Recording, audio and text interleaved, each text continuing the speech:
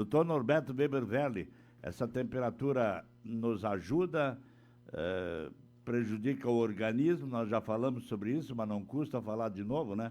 Diz que no inverno as pessoas se mexem menos, as artérias se contraem mais, o coração pode pulsar mais forte, porque a pressão levanta, isso tudo, estamos no cenário perfeito para isso, não? Com certeza. A nossa pauta vai ser outra, mas dá uma pincelada sobre isso, para dar uma orientada aí.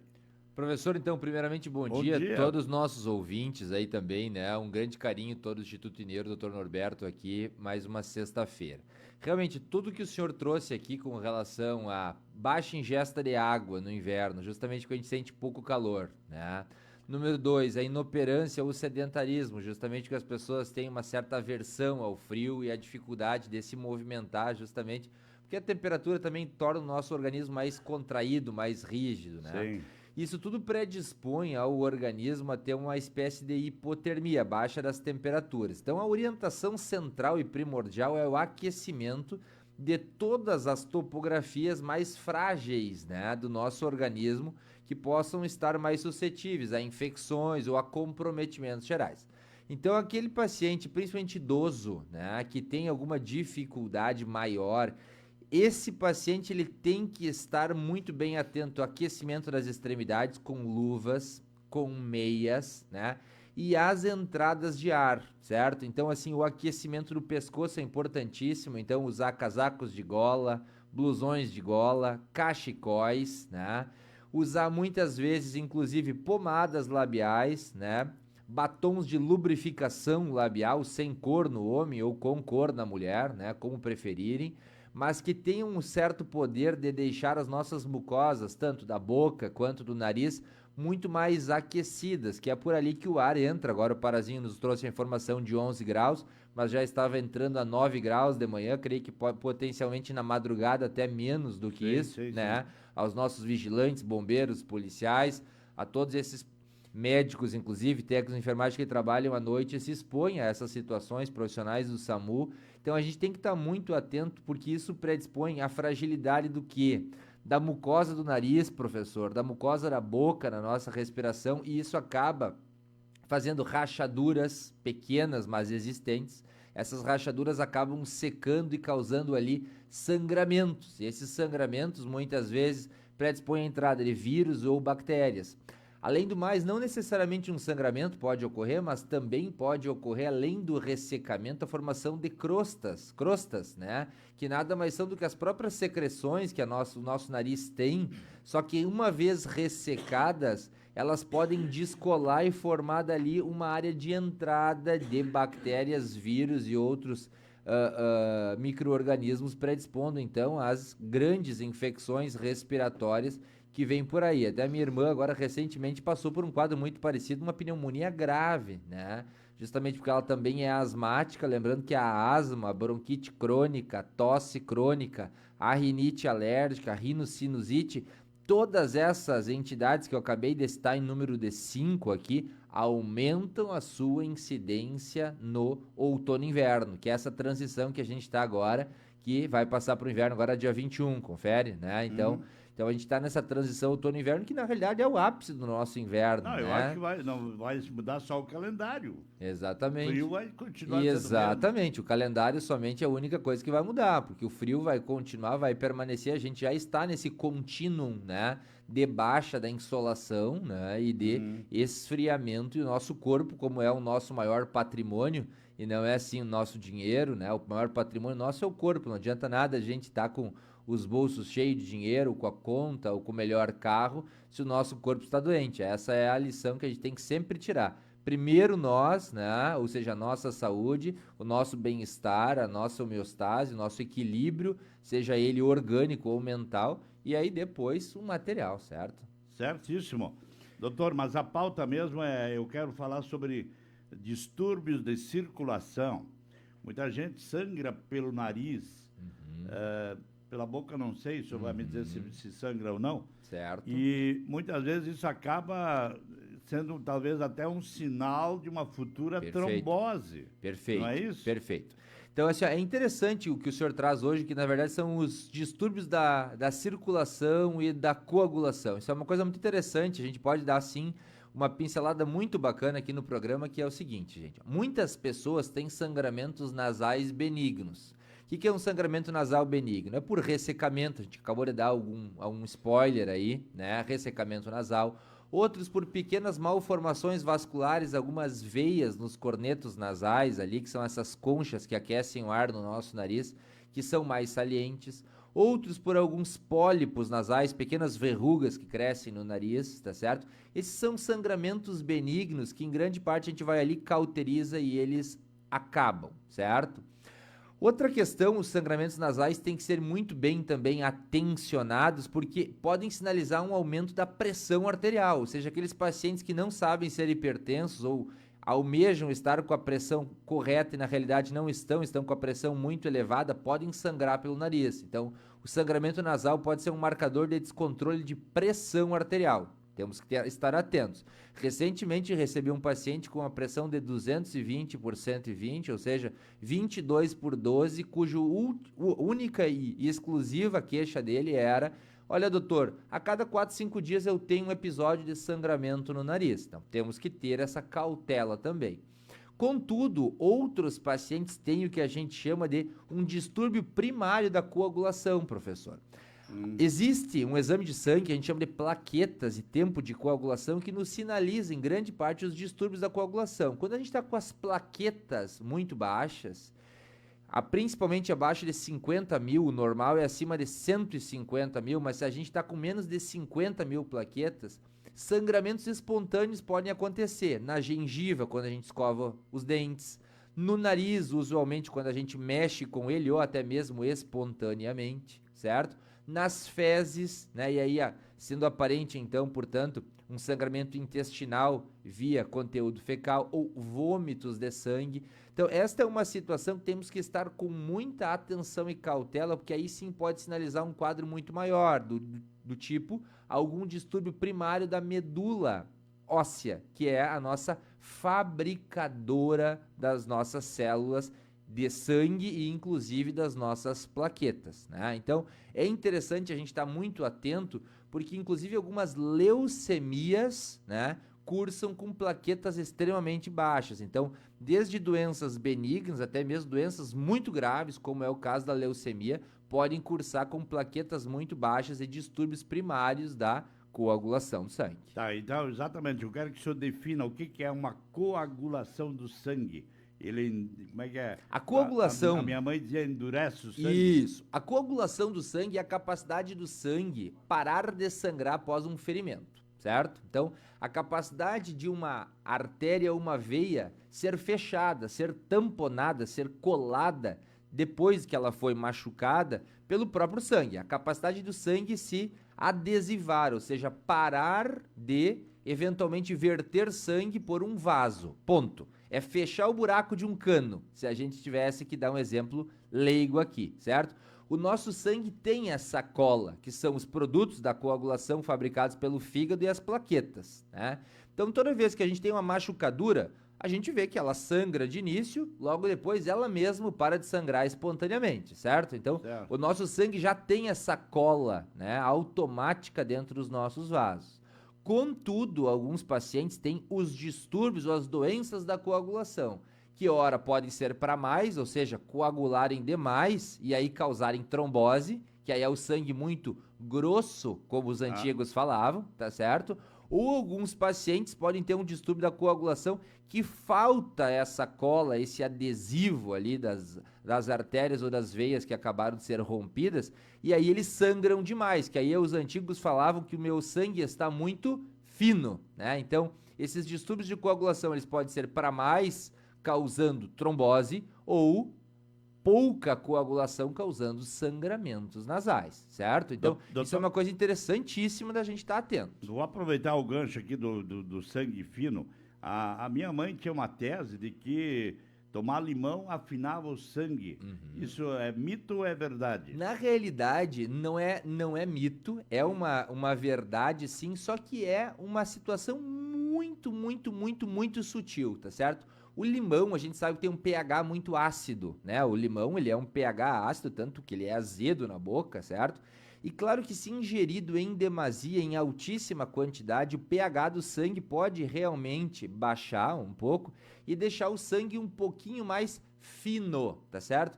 Então, o que se dizia antigamente é o seguinte, o limão vai afinar muito mais o nosso sangue, vai melhorar muito a nossa saúde.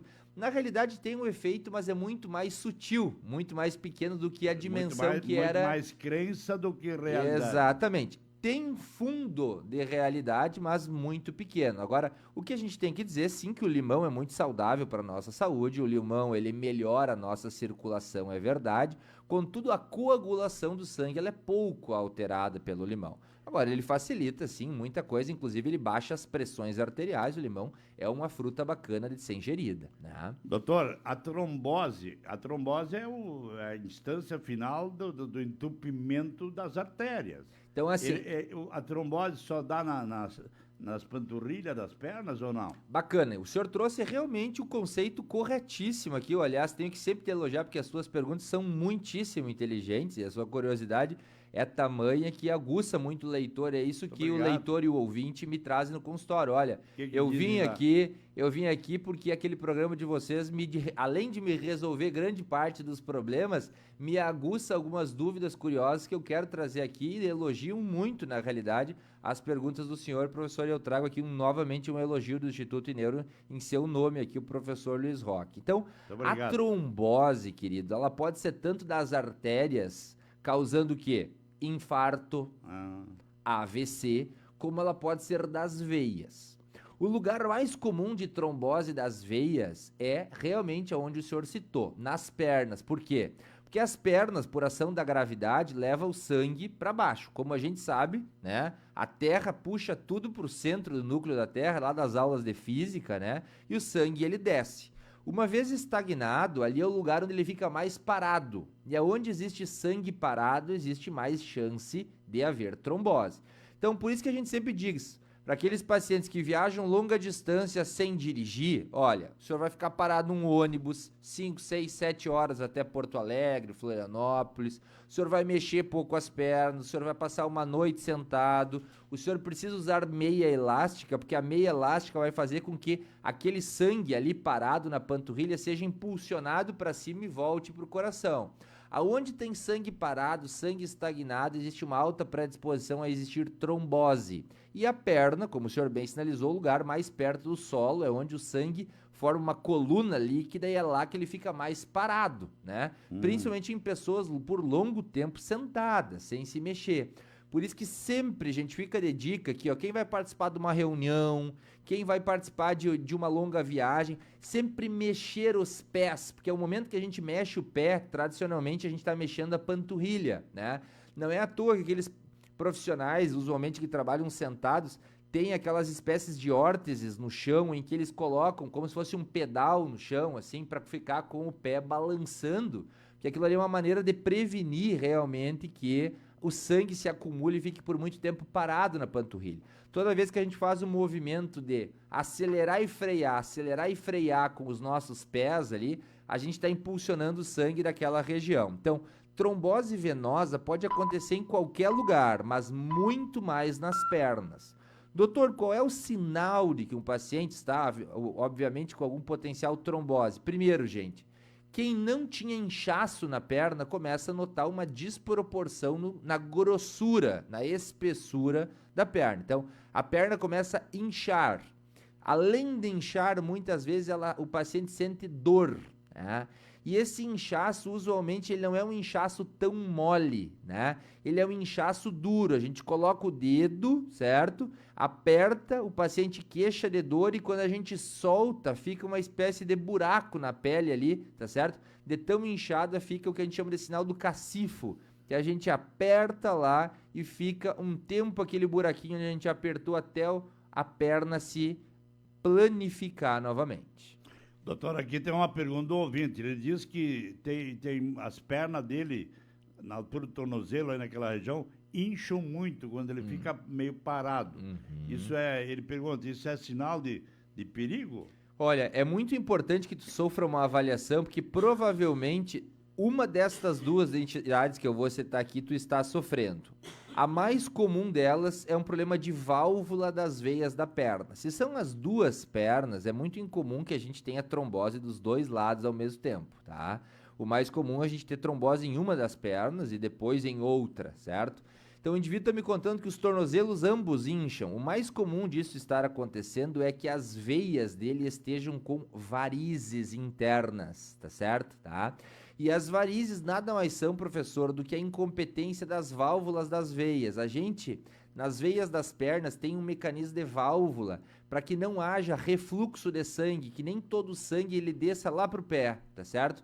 Que esse sangue ele sofra estagnações ao longo do caminho. Por exemplo, a gente tem válvulas no meio da coxa, a gente tem válvulas no meio da perna para que esse sangue não escorra. Com o tempo, essas veias dilatam e essas válvulas não conseguem mais fechar. E aí, consequentemente, o sangue, por ação da gravidade, vai para onde? Lá embaixo, no tornozelo.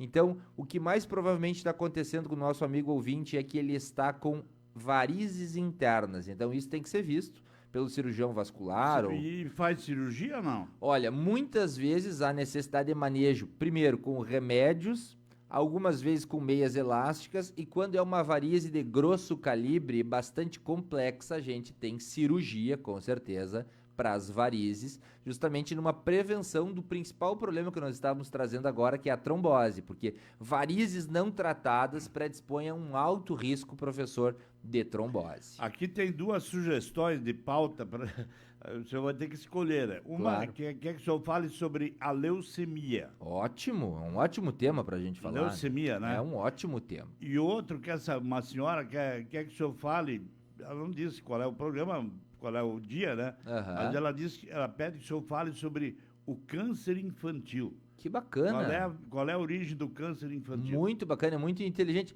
A gente fica tão feliz quando os ouvintes eles se sentem empolgados pelos assuntos e vão surgindo novos temas, Claro, né? claro, Essa claro. é uma situação muito empolgante pro comunicador, creio eu, justamente porque a ideia é realmente aguçar a criatividade do ouvinte em casa, né? Tem que ter ouvintes a gente que ouve o rádio. Exatamente. Então, eu fico muito contente com essa situação.